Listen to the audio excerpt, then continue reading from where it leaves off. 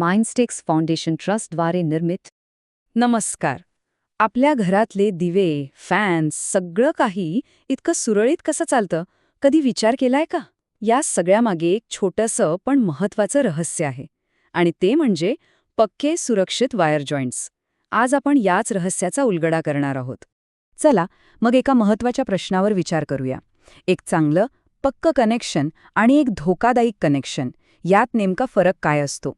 आणि हा फरक बरं का फक्त एखादं उपकरण चालेल की नाही एवढाच नाहीये, तर तो थेट आपल्या सगळ्यांच्या सुरक्षितेशी जोडलेला आहे. आणि म्हणूनच आपण सुरुवात करणार आहोत उत्तम कनेक्शन म्हणजे काय या अगदी पायाभूत संकल्पनेपासून. जरा विचार करा, एक ढिसाळ जोडणी म्हणजे शॉर्ट सर्किटचा धोका किंवा अगदी आग लागण्याचाही. एक योग्य पक्का जॉईंट फक्त उपकरण चालू ठेवत नाही, तर असे मोठे धोके टाळतो. म्हणूनच हे तंत्र शिकणं इतकं महत्वाचं आहे. तर मग चला थेट कामालाच लागूया. वायर जॉईंट्सच्या जगात आपण प्रवेश करतोय. पाहूया तरी हे वेगवेगळे जॉईंट्स कसे असतात, ते कसे बनवतात आणि त्यांचा वापर नक्की कुठे कुठे होतो. इथे दोन अगदी मूलभूत जॉईंट्सची तुलना दिसतेय. डावीकडे जो आहे तो आहे रॅटटेल जॉईंट. हा सहसा जंक्शन बॉक्समध्ये वापरला जातो. आणि उजवीकडचा आहे ब्रिटानिया जॉईंट. हा खास ओव्हरहेड लाईनसाठी बनवलाय, जिथे जास्त ताण असतो. म्हणजे बघा, प्रत्येक जॉईंटची रचना ही त्याच्या विशिष्ट कामासाठीच केलेली असते. आता हा बघा वेस्टर्न युनियन जॉईंट. याची रचना पाहिलीत का? किती मजबूत दिसतीये. जेव्हा लांब, सरळ वायरमध्ये ताण टिकवायचा असतो आणि करंटचा प्रवाहही व्यवस्थित ठेवायचा असतो, तेव्हा हा जॉईंट सर्वोत्तम मानला जातो. सोप्या भाषेत सांगायचं तर दोन वायर्स जोडून त्यांची लांबी वाढवायची असेल तर हा जॉईंट एकदम परफेक्ट आहे. आणि हा आहे टी जॉईंट. नावाप्रमाणेच याचा आकार टी सारखा आहे. कल्पना करा की एक मुख्य वायर चालू आहे आणि तिला न कापता आपल्याला त्यातून एक कनेक्शन बाहेर काढायचंय. अशा वेळी हा टी जॉईंट कामी येतो. सर्किटमध्ये नवीन फांदी किंवा शाखा जोडण्यासाठी ही खूपच सोपी आणि सर्रास वापरली जाणारी पद्धत आहे. पण थांबा, फक्त वायर एकत्र पिळून काम भागतं का? नाही. तो झाला फक्त एक मेकॅनिकल बॉन्ड. त्याला एका कायमस्वरूपी पक्क्या इलेक्ट्रिकल कनेक्शनमध्ये कसं बदलायचं? इथेच खरी जादूची भूमिका सुरू होते, सोल्डर आणि फ्लक्सची. तर सोल्डर म्हणजे नेमकं काय? अगदी सोप्या भाषेत सांगायचं झालं तर हे एक असं धातूचं मिश्रण आहे जे कमी तापमानावर वितळतं. याला आपण एक प्रकारचा इलेक्ट्रिकल ग्लू म्हणू शकतो, जो धातूचे दोन भाग इतके पक्के जोडतो की ते जणू एकच होऊन जातात. बरं, इलेक्ट्रिशियन जे सोल्डर वापरतात ना, त्यात साधारणपणे 60% टीन आणि 40% लेड असतं. आणि हे मिश्रण बरोबर 185 अंश सेल्सिअस तापमानावर वितळतं. आता प्रश्न असा आहे की हेच प्रमाण का? कारण या विशिष्ट मिश्रणामुळे जो जोड तयार होतो तो खूप मजबूत आणि टिकाऊ असतो, सहजासहजी तुटत नाही. आता येऊया फ्लक्सकडे. सोल्डरिंगमधला हा एक असा घटक आहे ज्याकडे अनेकदा दुर्लक्ष होतं, पण याच्याशिवाय कामच होऊ शकत नाही. फ्लक्स म्हणजे काय? असं समजा की जसं आपण भिंतीला रंग देण्याआधी प्रायमर लावतो ना, तसंच काहीसं काम फ्लक्स करतं.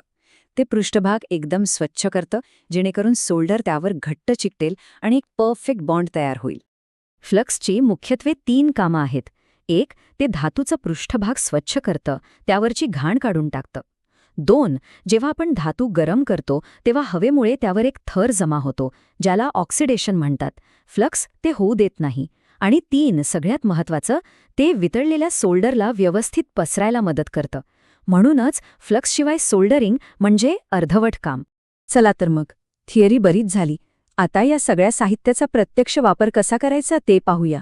सोल्डरिंगच्या तंत्रात आता आपण मास्टरी मिळवायला सुरुवात करूया. गरम करण्यासाठी ही 2 उपकरणं सर्रास वापरली जातात. डावीकडची आहे सोल्डरिंग आयन, जिथे अगदी नाजूक आणि अचूक काम करायचंय, जसं की इलेक्ट्रॉनिक सर्किट बोर्डवर, तिथेही वापरतात. आणि उजवीकडचा आहे ब्लो लॅम्प, जिथे जास्त उष्णतेची गरज आहे, मोठ्या केबल्स आहेत, तिथे हा काम येतो.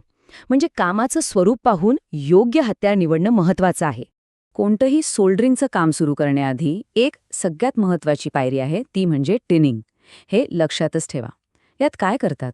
सोल्डरिंग आयनचं टोक गरम करायचं, त्यावर थोडा फ्लक्स आणि सोल्डर लावायचा आणि मग ते एका ओल्या फडक्यावर पुसून घ्यायचं.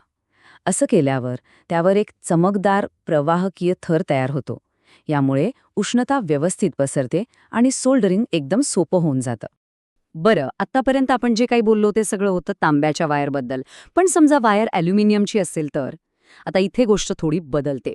ॲल्युमिनियमवर सोल्डरिंग करणं हे एक वेगळंच आव्हान आहे आणि त्यासाठी एक वेगळा दृष्टिकोन लागतो.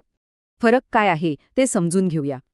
तांब्यासाठी साधा रोझिन फ्लक्स चालून जातो, पण ॲल्युमिनियमसाठी एक खास, जास्त पॉवरफुल फ्लक्स लागतो. असं का?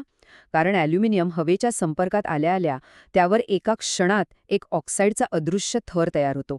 हा थर म्हणजे एक प्रकारचा कवच, जे सोल्डरला धातूपर्यंत पोहोचूच देत नाही आणि म्हणूनच तो थर तोडणं गरजेचं असतं. मग हा ऑक्साईडचा थर तोडायचा कसा? त्यासाठीच आयर नंबर 7 किंवा अल्का पी सारखे स्पेशल फ्लक्स बाजारात मिळतात.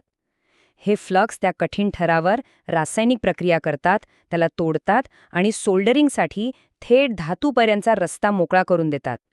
तेव्हाच कुठे एक मजबूत जोडणी शक्य होते.